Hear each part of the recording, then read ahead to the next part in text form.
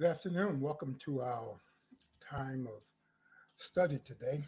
You can hit your share buttons. We are sharing this on YouTube, Twitter, Facebook, and LinkedIn. And of all the places we've been sharing, we've been trying to communicate the gospel, letting people know. I'm Dennis Coffin, and this is the Last Word podcast.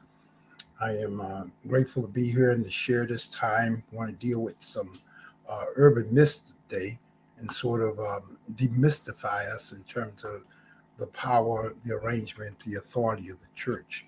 We've been looking at the church from several aspects, and I want to talk about that by putting up our three major points we've been talking about for the last, I guess, since these podcasts beginning, the episodes. We've been focused on our faith, our family, our finance, all of which are Q, and part of where we want to develop our relationship with Jesus Christ in terms of understanding these things. So everybody's concerned with factually knowing what God said, when he said it, how he said it. Throughout the Old Testament, probably about 1,000 times or more, God said, God said, God said.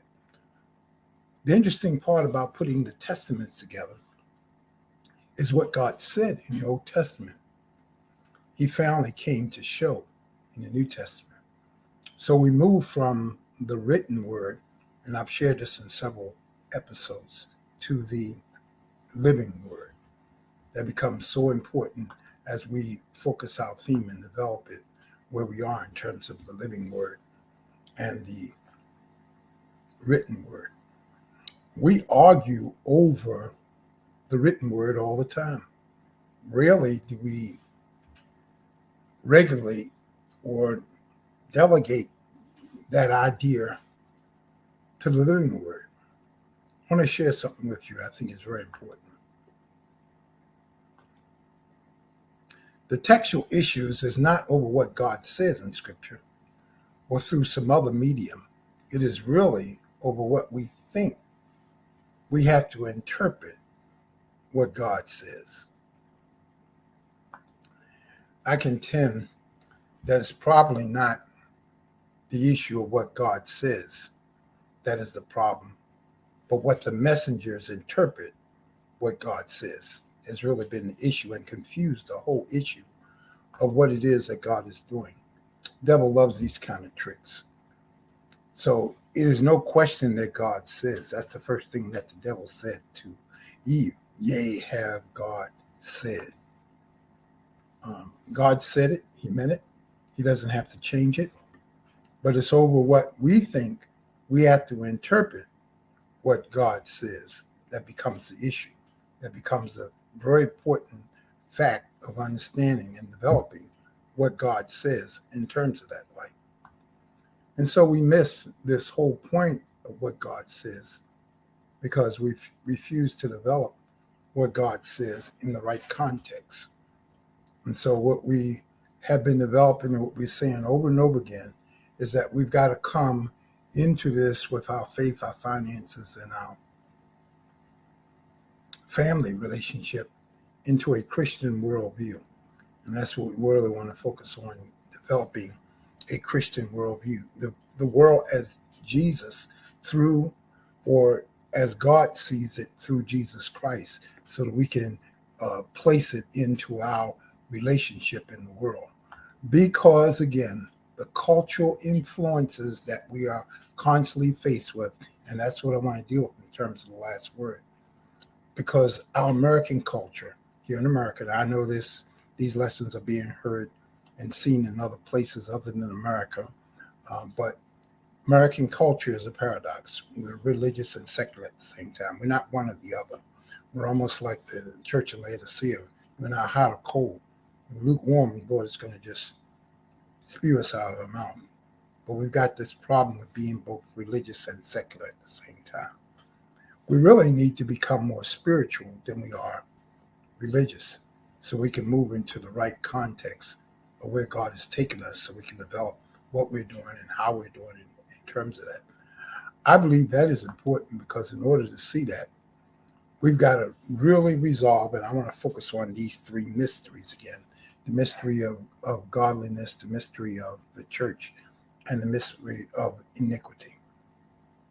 Now, the church age really began at Pentecost, Acts 2. That's what we launch off as the beginning of the church age, when the Spirit was poured out, came down on the 120 inhabitants which were in an upper chamber in the temple.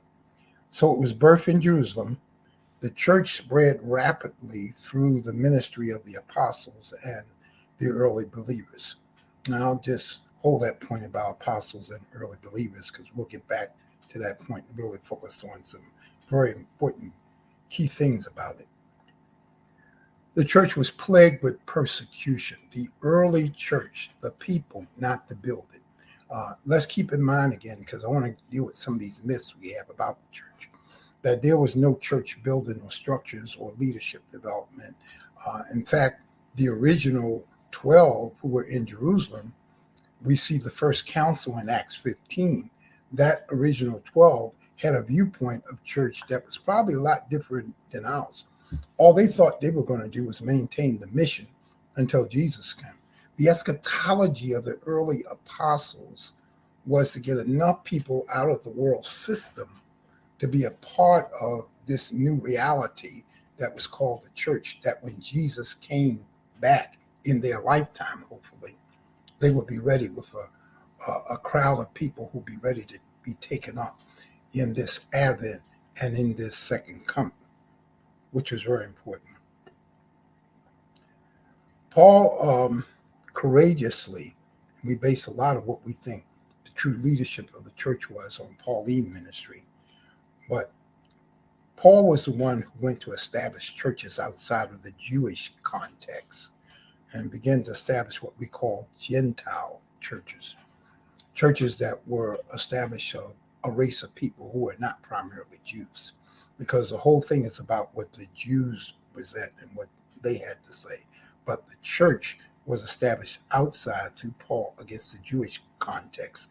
In this light, he established one of his most prominent churches was the church at Ephesus, which was established about AD 53.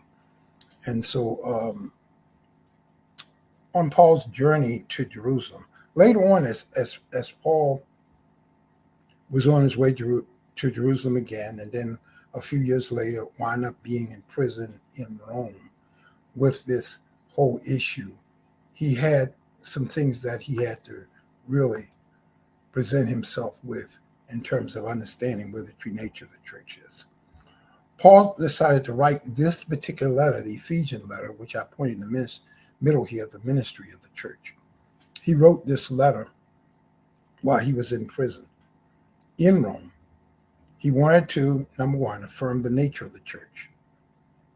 He knew that God had showered the church with all of these blessings.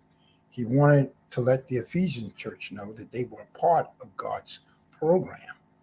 And as a part of God's house, he wanted to know where they stood. Where they stood was not a hierarchy of the church, but a way that Paul was trying to use a metaphor about where we stood in relationships to God's leaders. We stand with the prophets, apostles, Jews, Gentiles, and Christ himself. Ephesians 2:19 through 3:13 is probably the context of where this was developed. Then, as though overcome by emotion, Paul, remembering all that God has said and done, he takes us to this new reality of understanding that we need to have unity. That's what he focuses on in chapter 4, this idea of unity within the spiritual gifts, Ephesians 4:1-16. He wants to unite the church, and he unites it around a blueprint of understanding how the church should be relational in terms of the gifting that God's put in the church. Apostles, prophets, evangelists, pastors, teachers. Those gifting, those things must be relational in terms of where Paul is at. Paul was not advocating for a leadership structure of the church. He was advocating for relational unity of the spiritual bond of leadership and unity that must be in the church. What an amazing understanding. couldn't have mandated a unity or a leadership structure because Paul was not in charge of the church proper. He could only mandate to the church that he had started, churches he had started. In fact, when he was ready to go to Rome with the churches he had started, he decided to appoint elders over each one of those churches, elders, people who would govern and manage these churches, um, because he was going to be going to Rome and would not be coming back. So he left the care of the church to them. As he reminisces on how he sees God is developing this, remember in Ephesians 3, he understands that the mystery that had been given to him about the church had not been given since the beginning of the world. So Paul saw a whole different blueprint of what was God now doing, other than through Israel, but now going through the church. So there begins a whole new Christian world viewpoint of the church, of where Paul is, of where the church evolves. So in Ephesians 4:11, I know we like to think about this as a pattern of leadership for the church, as a pattern of unity, a metaphor of how all of these giftings, if you look at the whole contents of chapter 4 of Ephesians 1 through 16, and we'll cover that next week, the unity. He's talking about unity.